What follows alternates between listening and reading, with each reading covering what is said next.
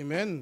Purihin ng Panginoon. Magsitayo po tayong lahat para sa paggalang ng pagbasa ng salita ng Panginoon. Ang ating pong pagbasa ay matatagpuan po natin sa Romans chapter 3, 21 to 28. Babasahin po natin ng sabay-sabay. But now, apart from the law, the righteousness of God has been ministered of the prophets, even the righteousness of God through faith in Jesus Christ for all those who believe.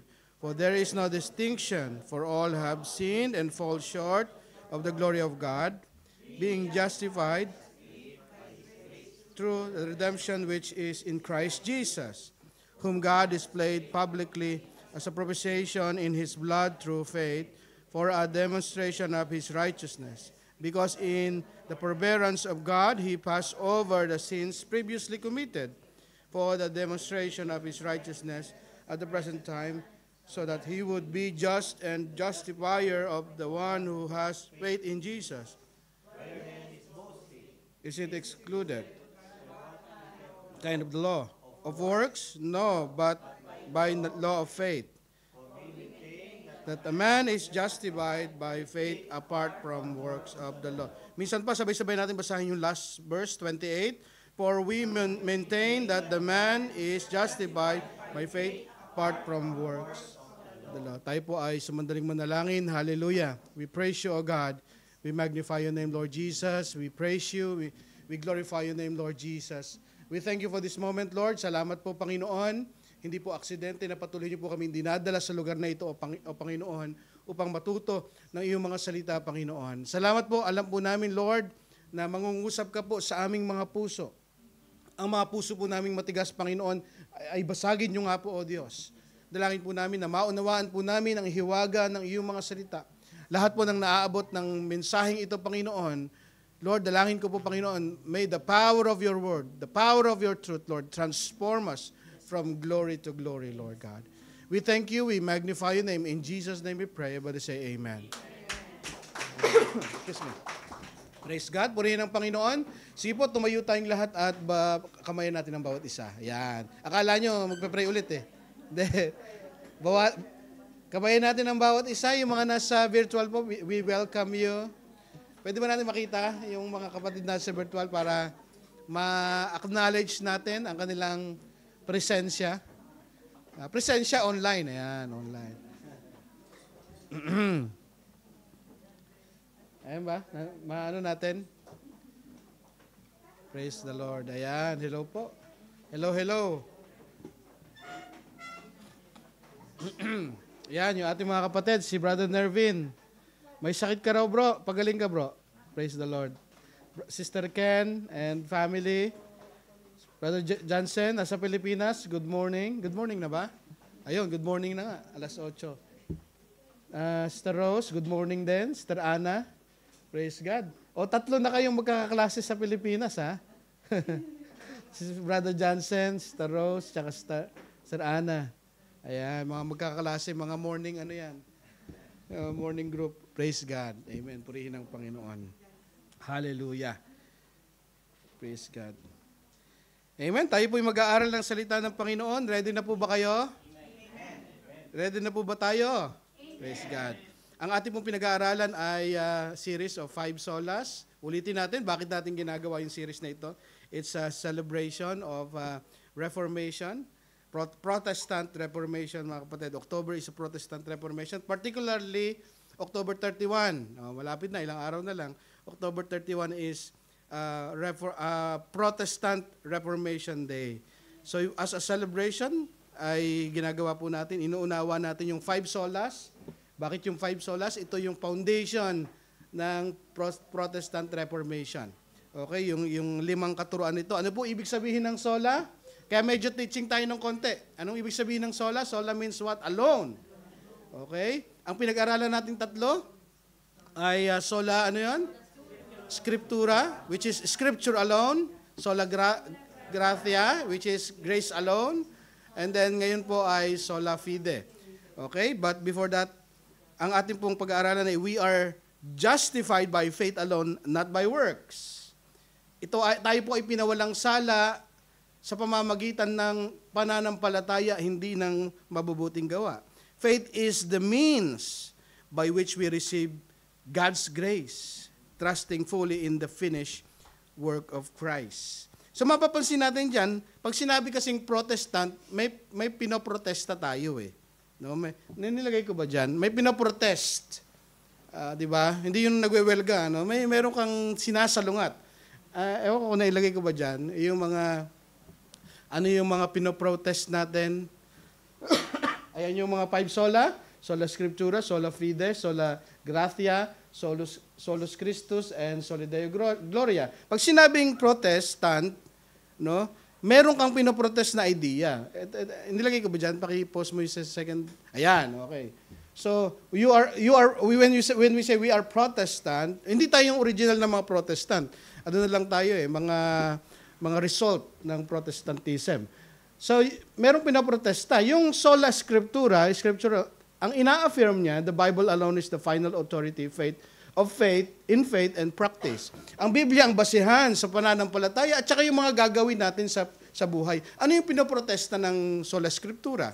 Pinoprotesta niya na reliance on church tradition, papal decrees, or human authorities above Scripture. Mas mataas yung Pope, mas mataas yung pare, mas mataas yung sino man. Yun yung pinoprotesta ng pag sinabi mong Sola Scriptura. Hindi ang Pope ang mataas, hindi ang pare ang mataas. Hindi yun ang authority, kundi ang Biblia ang authority. So hindi din yung mga tradition.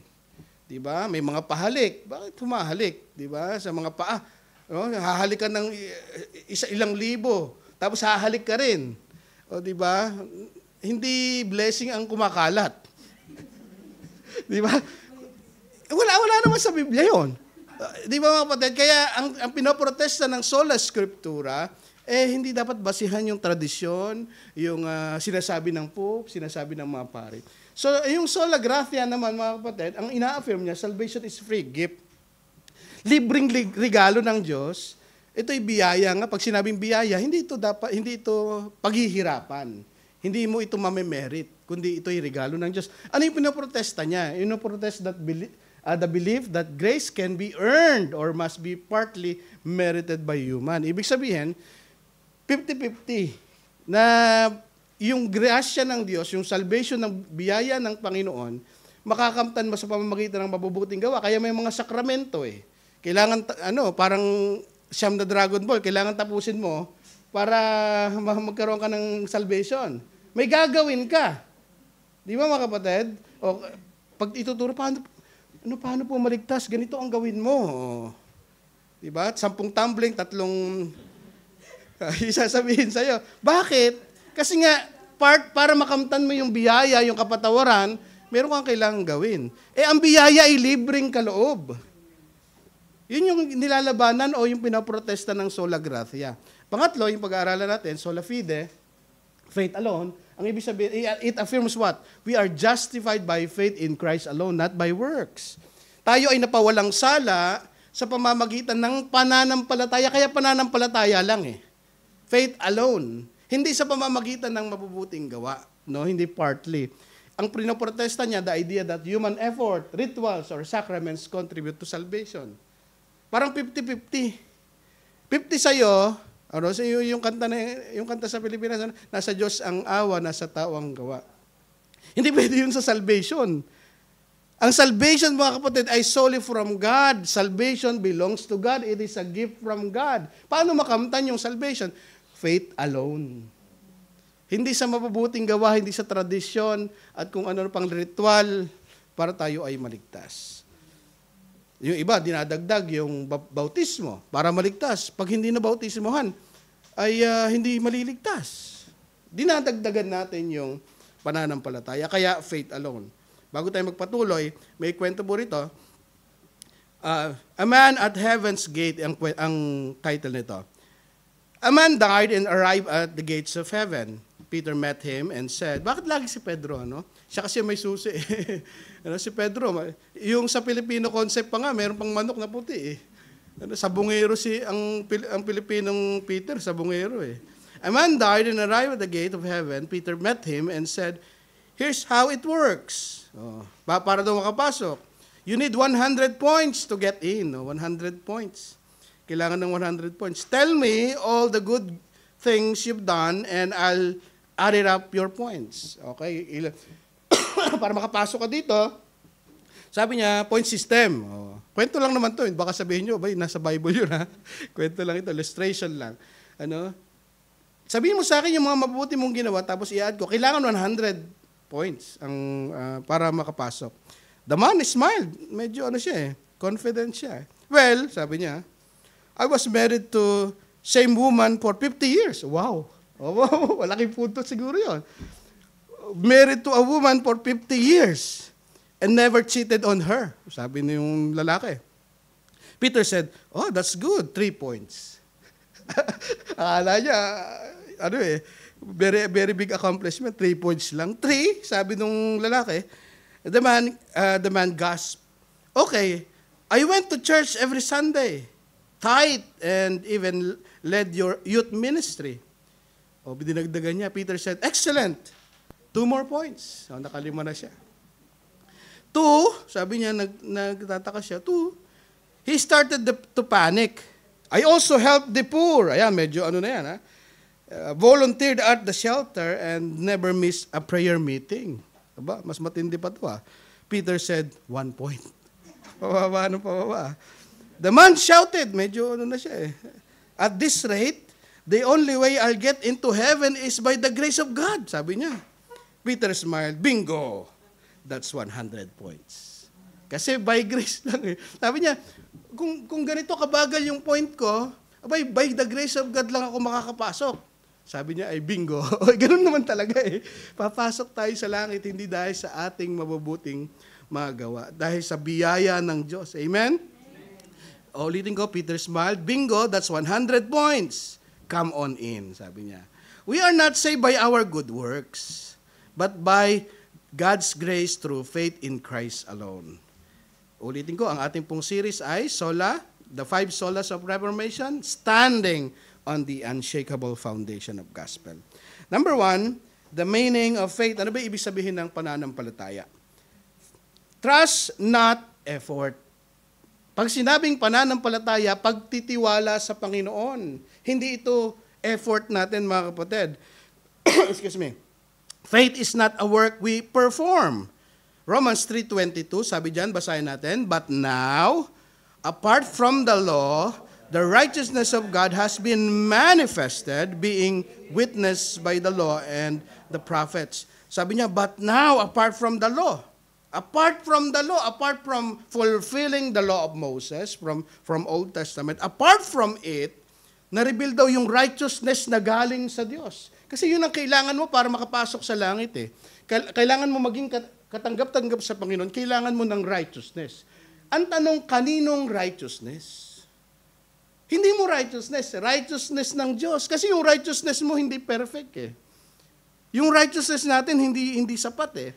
Paul quoted Old Testament Tanakh, particularly David and Isaiah, stating that man is utterly sinful, makasalanang lubos. Ipaalala mo sa katabi mo, makasalanan ka. Sabihin mo naman, alam ko. Alam naman natin mga kapatid eh. Pag hindi mo alam, may problema, mga kapatid. Lahat tayo ay makasalanan. Ito sinabi ni Apostol Pablo, mga kapatid, kinote niya ang Old Testament para ipaalala, para maintindihan natin tayong lahat ay makasalanan. Romans 3:10, galing sa Old Testament ito eh. Quoted from David and Isaiah. Romans 3:10, anong sabi? As it is written. Kaya nga sabi niya written eh. He's quoting from Old Testament. Okay? Sabi niya, as it written, there is no, not even one, walang matuwid, wala, kahit isa. Matindi yun, inuulit pa niya. Pag inuulit kasi sa Biblia, iyon ay nagpapahayag ng importansya. No? He is emphasizing something. Andiyan kayo mga kapatid? Sabi niya, as it is written, there is no one, none righteous, not even one. So, hindi pwedeng sabihin natin, ako, matuwid akong tao. Hindi natin pwedeng sabihin kasi nga, not even one. Walang matuwid. Inulit pa niya sa 3:20, because by the works of the law, anong sabi niya? will be justified in His sight.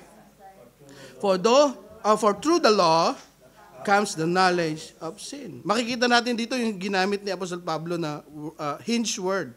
But now. Bakit? Apostle Paul used the hinge phrase to introduce how man will be justified. Kasi nga, sinabi niya, lahat tayo makasalanan. Mapapahamak tayong lahat. Walang matuwid, kahit isa. Ngayon, but now. Ang ganda din mga kapatid, yun yung hinge phrase ni Apostle Pablo dito. Okay, makasalanan tayo, walang matuwid kahit isa. Hindi pagsunod sa kautusan ang magpapabanal sa atin. Hindi tayo magiging righteous sa sarili nating mga gawa. But now, anong sabi ni Apostle Pablo? But now, apart from the law, the righteousness of God has been manifested, being witnessed by the law and the prophets. Sabi ni Apostle Paul, use the hinge phrase to introduce how man will be justified. Paano tayo ma-justified ngayon? Verse 21, 3:21. But now, sabi niya, apart from the law. Everybody say apart. Apart. Ibig sabihin, hindi yung law ang magbibigay sa atin ng katuwiran. Hindi yung pagsunod sa kautusan ni Moses ang magbibigay sa atin ng katuwiran. Paano na ngayon? The righteousness of God has been manifested, being witnessed by the law and the prophets. Apart from the law means that it is not obedience that makes us right with God. Nung mga bata tayo, sasabihin, paano maligtas? Ano sasabihin ng mga matatanda? We respect them, pero mali yung tinuturo. Hindi po ba? Ano sasabihin nila? Pakabait ka. Hindi ka mangungopya ngayon. Kaya ka hindi nangungopya, bakit? Gusto mong hindi mapunta sa impyerno. Mali mga kapatid Hindi naman yung pagsunod But now, apart from the law, sabi rito, our righteousness does not come from what we do, but from what God provides. Yung katuwiran natin, hindi dahil sa ginagawa nating pagsunod. Kundi yung katuwiran na tinutukoy dito, sabi ang linaw mga kapatid But now, apart from the law, the righteousness of God. I-post mo na. Ayan, nandiyan pala The righteousness of? Your righteousness ba? Kaninong righteousness? Righteousness of God. Kaya para maging matuwid tayo sa harapan ng Diyos, hindi dahil masunurin tayo. Hindi dahil sumusunod tayo sa kautusan. Hindi dahil nagsisimba tayo every week. Kundi dahil sa provision na righteousness ng Diyos. Yun yung ibig sabihin ng Apostle Pablo. But now, apart from the law. Just as in the Garden of Eden, when Adam and Eve tried to cover themselves with fig leaves. Their own effort na, alam niyo naman siguro yung kwento. Di po ba mga kapatid? Si Eva at Adan, nagkasala sila. Pagkatapos silang magkasala, nabuksan ang kanilang kaisipan. Nagkaroon sila ng parang autonomy para i-define yung what is right and wrong. Anong nangyari sa kanila? Nagkaroon sila ng kahihiyan. Kumuha sila ng fig leaves. Pinagtagni-tagni sila. Sila ang unang sastre. Pinagtagmi-tagmi nila at binihis nila. Anong ginawa ng Diyos mga kapatid? Nag-provide ng kasuotan para sa kanila. Anong sumisimbolo nun? Sumisimbolo yon ng we are trying to cover up our shamefulness, our sin. Pero hindi yun ang kailangan natin. Kailangan natin yung ipoprovide ng Panginoon para sa atin. Kasi yung pinrovide ng Panginoon from skin. Animal skin, mga kapatid. Siyempre, para maintindihan, wala naman sa Biblia, hindi naman nakalagay yon. Pero para maintindihan natin, siyempre, pagka kailangan mo ng animal skin, kailangan mo mag-sacrifice. So it is a picture of Christ. Hindi yung righteousness mo ang para maging acceptable ka sa Diyos, kundi yung righteousness na ipoprovide ng Diyos through sacrificial offering of the Lord Jesus Christ. Ulitin ko muna, just as in the Garden of Eden, when Adam and Eve tried to cover themselves with fig leaves, which is their own effort, God replaced their covering with garments made of skin, showing that only He can provide the covering for sin. Siya lang ang makakapag-cover ng sin natin. yung kahihiyan na ginawa natin sa ating mga sarili dahil lumabag tayo sa kalooban ng Panginoon. Siya lang ang makakapag-cover nun, mga kapatid. In the same way, we cannot cover our guilt with our own righteousness. It is God's righteousness provided through Jesus Christ that truly covers us and make us acceptable before Him. Para maging katanggap-tanggap ka, kapatid, kailangan mo yung righteousness ng Diyos na ipinoprovide sa atin sa pamamagitan ng Panginoong Jesucristo. So una, faith is not work we perform. Hindi yan yung work, yung gagawin natin. Pangalawa, faith is complete trust in what Christ has done. Ano daw yung pananampalataya, mga kapatid? Nandiyan pa kayo? Ano daw yung pananampalataya? Complete, 100% na pagtitiwala sa ginawa ng Panginoong Jesucristo. Take note, hindi sa ginawa mo. Pag nag-i-start kang magtiwala sa ginawa mo, ay, mabait ako, kaya maliligtas ako. Ay, hindi yun yung faith na tinutukoy natin. Kailangan complete trust in the work of Christ. Sabi ng Romans 3:22, even the righteousness of God through, everybody say faith. Sa pamamagitan daw ng pananampalataya, through faith in Jesus Christ, for all those who believe. Mananampalataya tayo sa Panginoon, for there is no distinction. Faith is not based on what we do, but what Christ has already done. Ulitin ko, mga kapatid, very important point. Faith is not based on what we do, but on what Christ has already done. It is not trying hard. Kung ikaw, sinusubukan ko naman po lahat para maligtas ako. Kapatid, hindi nga ganun ang pagkaligtasan. Pastor, sinusubukan po magpakabait, sinusubukan ko pong magdasal, sinusubukan po magbasa ng Biblia, sinusubukan ko po, maganda kung ganon. Pero hindi yun yung basihan sa iyong kaligtasan. Kailangan mo ng complete confidence sa ginawa ng Panginoong Jesucristo sa krus ng Kalbaryo. Yun ang magliligtas sa tao. Complete confidence, complete trust in what Christ has done. But it is not trying hard or trying harder, but relying completely. Nakaasa ba tayo sa ginawa ng Panginoong Jesucristo? I remember how Ray Comfort illustrates false and genuine faith.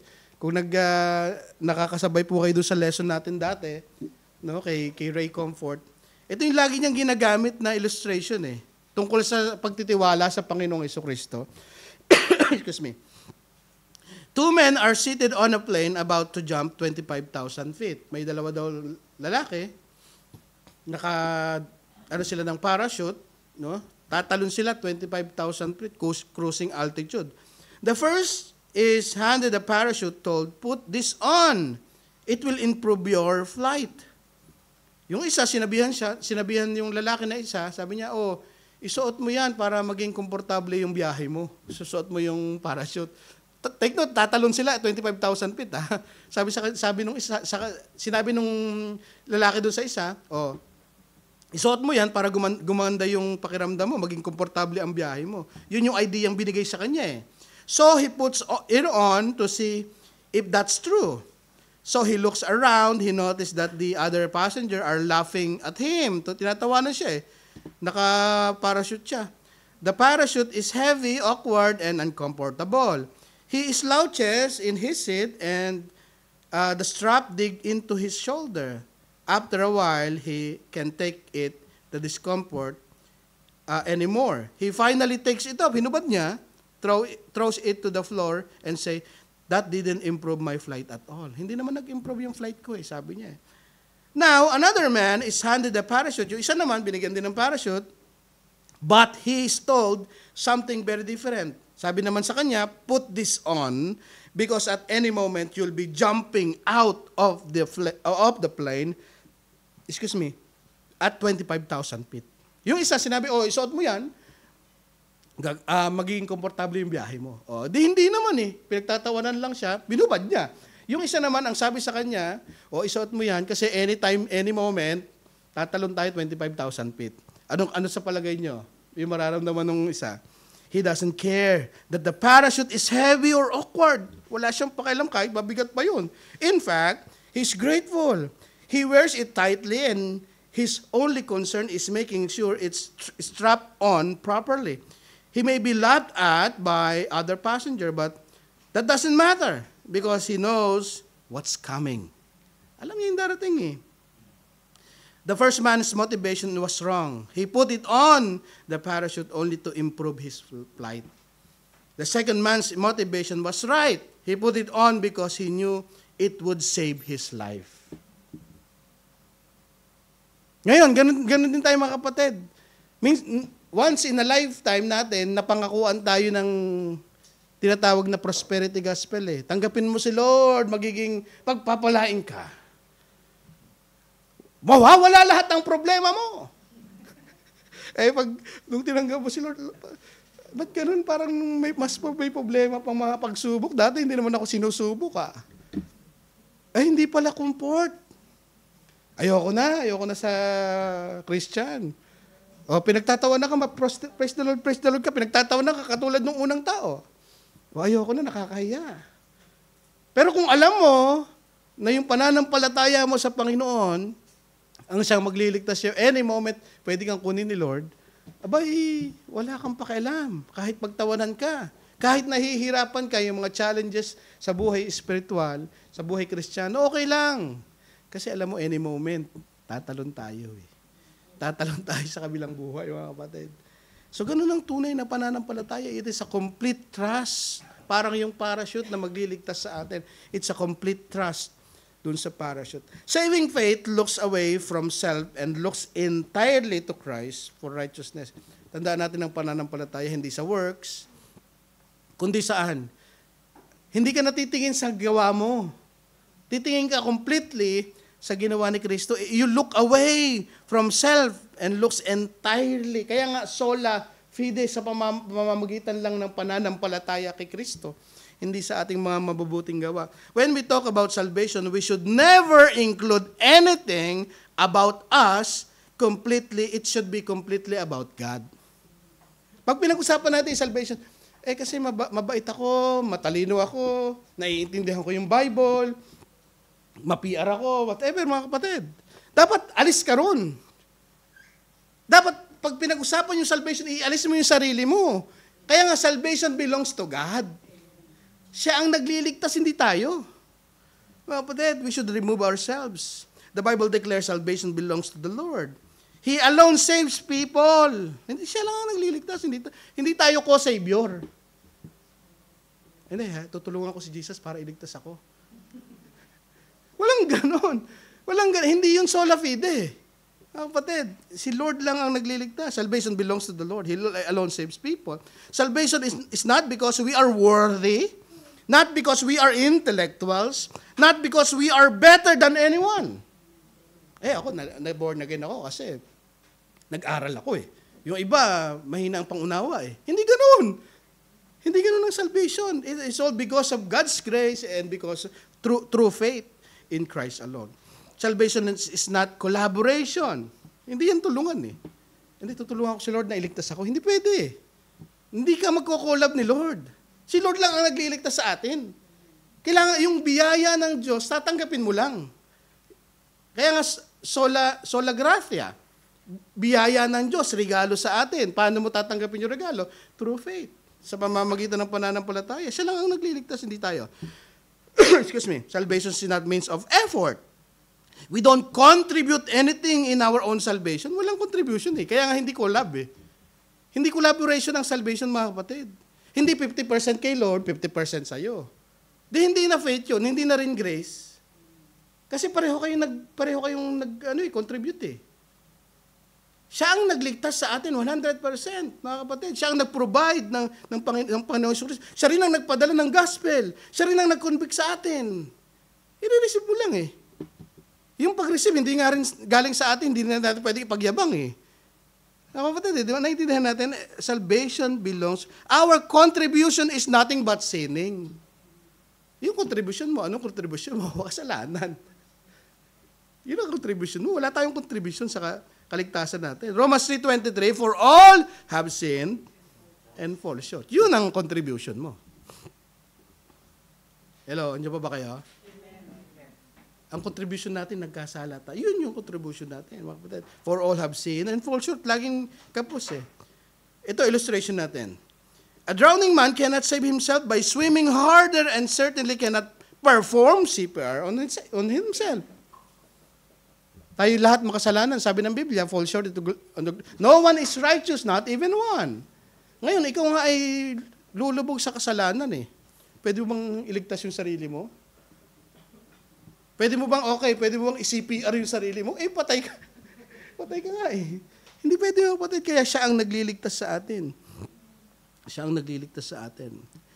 He must be rescued and resuscitates by a Savior. Faith is that hand reaching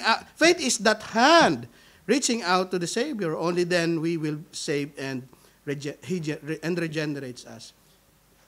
Yung regalo ng Panginoon, yung salvation, yun, lumulubog tayo, no?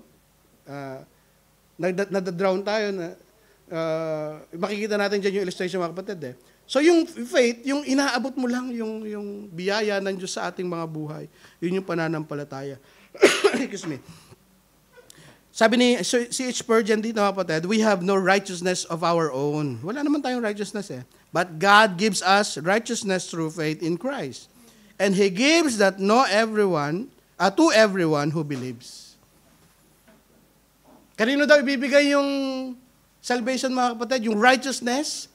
Ang sino mang manampalataya sa Panginoon. Faith is not meritorious cause of salvation. It is instrument of or means by which we are justified. Hindi mo meritorious ang faith, mga kapatid. Ibig sabihin ng meritorious, hindi yun yung nagbibigay sa iyo ng merit, ng dagdag points. Hindi ang faith ang nagbibigay ng dagdag points sa atin. Hindi meritorious ang pananampalataya. Kasi kung meritorious ang pananampalataya, nagbibigay ng points sa atin, edi ang salvation point system. O ikaw, mas marami ang faith mo, mas malakas ang faith mo. Save ka? Hindi. Hindi meritorious ang faith, mga kapatid. That's why when we are saved through faith, we have no reason to boast. Wala tayong may pagmamalaki about that faith because faith itself does not earn our salvation. Hindi yun nag-earn, hindi yung pananampalataya nag-earn ng salvation mo. Hindi nga meritorious yun eh. Yun lang yung kamay na umabot, no, ng regalo ng Diyos. Naintindihan ba natin, mga kapatid? I hope naintindihan din nyo. Ang pananampalatayang galing sa Panginoon. Faith is simply the hand that receives the gift, not the work that deserves it. Kaya magkaiba yung faith tsaka faithfulness. We are saved by faith alone. Pero ibang usapan yung faithfulness. Kasi yung faithfulness, faithful ka ba o hindi? O saved ka, hindi. Iba yung, mga kapatid eh. Hindi tayo nasa-save through faithfulness. Kasi kahit unfaithful tayo, God remains faithful eh. Kaya magkaibang usapan yung faithfulness tsaka faith. Yung faith, yun yung nagliligtas sa atin, yun yung tumatanggap ng regalo ng Diyos. I hope naintindihan niyo, mga kapatid. It is like drowning man being rescued by a lifeguard. No one comes out of the water. Tandaan nyo, no one can boast. Kasi nga bakit? Even the faith itself is not meritorious. It doesn't merit. Ito lamang yung tumanggap. Walang merit dun eh. Yung tatanggapin mo yung regalo, siyempre, pwede mo bang kunwari birthday mo? Birthday ni Sister Dani, 29, di ba? 29, happy birthday. Pag binigyan siya ng regalo, pwede ba niya siyempre, tinanggap ko eh. May merit ba dun sa pagtanggap? Wala naman eh. Okay, binigyan siya ng napakagandang regalo ni Brother Cesar. Talaga naman, no? Pinarig nga, no? Napakamahal, kunwari lang, ha? No? Imposible. joke lang. Medyo, di ba? Binigyan. Pwede mo bang sabihin, ipagyabang? Siyempre, well, di ba? Hindi mo tinanggap ko eh. Kung hindi ko naman tinanggap, wala naman. Hindi mo pwedeng ipagyabang yung pagtanggap. Kaya yung pananampalataya, mga kapatid, it's not meritorious. Pagtanggap lang yun eh. Anong ipagyayabang mo ron? Yung biyaya ng Diyos, yung grace ng Diyos, ng Lord, sola gratia, siya ang gumawa ng salvation, siya nagplano lahat, mga kapatid, pinreach ang salvation, na-convict tayo ng Holy Spirit, tatanggapin mo lang. Anong merit mo ron? Kaya nga illustration natin, napakaganda dito, mga kapatid. No one comes out of the water saying, ang galing ko kasi kumapit ako sa lifeguard nung nalulunod ako. Kunwari, nalulunod ka, talagang mamamatay ka na. Nirescue ka ng guard. Talagang magaling yung guard, talagang narescue ka kahit ang laki mo, siya ay maliit lang. Narescue ka. Mighty yung guard. Pagka nung nasave ka ba, sasabihin mo, well, buti na lang, kumapit ako. Walang ganun. Meron mang ganun, mga kapatid. Hindi nga meritorious yung pagkapit, yung pag-receive ng salvation, hindi meritorious. Walang merit dun eh. Hindi mo pwedeng sabihin, nandito ako sa langit kasi nireceive ko si Lord. Hindi mo pwedeng ipagmalaki yun. Wala nga merit dun eh. Faith is not meritorious. It is the hand that receive.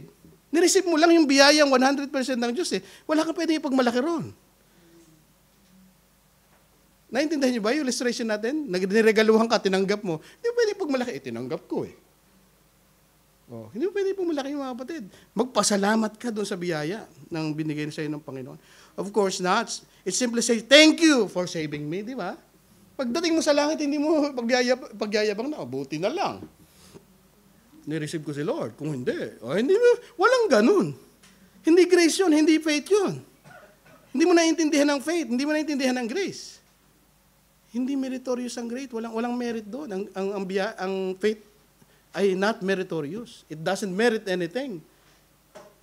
Pag sinabi nating merit, hindi yun point system. Ay, mas matindi yung faith ko. Walang ganun eh. Yung faithfulness yun, yung sinasabi mo. Hindi faith. Magkaibang usapin niyo, mga kapatid. In the same way, we don't boast about our faith. We boast about our Savior. Pinagmamalaki natin si Lord. Siya ang nagligtas sa atin. Salvation is not about how tightly we held onto Christ, but how surely He held onto us. Hindi antindi ng kapit ko kay Lord eh. Hindi ganun ang pananampalataya eh. Just complete trust sa Panginoon Jesucristo ng ginawa ng Panginoon Jesucristo. Kaya walang pagmamalaki mga kapatid eh. Yun yung... Now, secondly, ano yung una natin? Una natin, the meaning of faith. Meaning pa lang yun. Malalim na. Pangalawa, the object of faith. Pag sinabi nating object, yung pinupuntahan ng pananampalataya natin, yung pinatutungkulan ng ating pananampalataya. Sino? Christ alone. Hindi ikaw. The value of faith depends entirely on its object. Yun yung pakay ng pananampalataya eh. Yung object ng pananampalataya natin, yung pakay ng ating pananampalataya ay walang iba kundi ang Panginoong Jesucristo. The value of faith depends entirely on the object. Ibig sabihin, yung halaga ng pananampalataya mo, yung value ng pananampalataya, yung power ng pananampalataya mo, nakasalalay yun doon sa pinatutungkulan ng pananampalataya. Kasi kung mali yung pinatutungkulan ng pananampalataya mo, walang kwenta yung faith mo. Kaya it depends entirely on the object. Yung pinatutungkulan ng pananampalataya, I hope naintindihan, medyo teaching kasi ito. Salvation is by grace alone, through faith alone, in Christ alone. Kay Kristo lang. Romans 3:24, sabi dito, being justified as gift by His grace, which is in Christ Jesus. Ang object ng pananampalataya natin si Jesus. It is now how great our faith is that saves us. Faith has no power on its own. If we put our trust in false Jesus, it will not save us. Okay, antindi ng faith mo. Pero yung faith mo, nakatuon sa maling Jesus. Yung Jesus na may kapatid na demonyo. Yung pananampalataya ng mga Mormon. Magkapatid si Jesus, saka si Satanas. Doon nakasalala yung faith mo talaga naman. Ang sipag-sipag mo sa pagsisimba. Tapos ang pananampalataya mo ay kay Jesus na may kapatid. Na si Jesus na naging Diyos lang. O si Jesus lang na lesser God. O si Jesus na hindi Diyos. Tao lang. INC, di ba? Kung doon Jesus yung nakatuon ka, yung pananampalataya mo, ang sipag mo, ang tindi ng talagang focus ka doon sa pananampalatayang yon. Walang kwenta. Mali ang object. Mali ang pakay ng pananampalataya mo. It is now how great our faith it is. That saves us. Faith has no power on its own. True faith relies entirely on the object, Jesus Christ, who alone is able to save. Imagine you invest your life savings in a bank. If the bank is solid, insured, and trustworthy, your faith in it is wise and valuable. Okay, nag-invest. Solid yung bangko. Banco de Oro. Nag-promote pa, na solid yung, okay yung yung savings mo, mga kapatid, okay yung investment mo. If the bank is a scam, your faith is worthless and end in loss. Kaya walang kwenta yung faith Kung mali yung object, nasa object yung power ng faith, kaya hindi yan meritorious That's why salvation is a gift. It is not about us. Romans 3:24, being justified as, ito'y biyaya, ito'y kaloob ng Diyos by His grace through the redemption which is in Christ Jesus. Ang ibig sabihin ng redemption, mga kapatid, apolutrosis, to release on payment or ransom. It is about the object because He is the one who paid the ultimate price. Bakit it's about the object? Kasi siya ang nagbayad. Siya ang nagbayad ng ransom para sa ating lahat. Andiyan pa kayo, mga kapatid? Kaya pag pinag-usapan natin ang salvation, wala na tayong pag-uusapan kundi ang Panginoong Jesucristo. Wala na, mga kapatid. Sabi ng Acts 4:12, and there is salvation in no one else. Andiyan ba?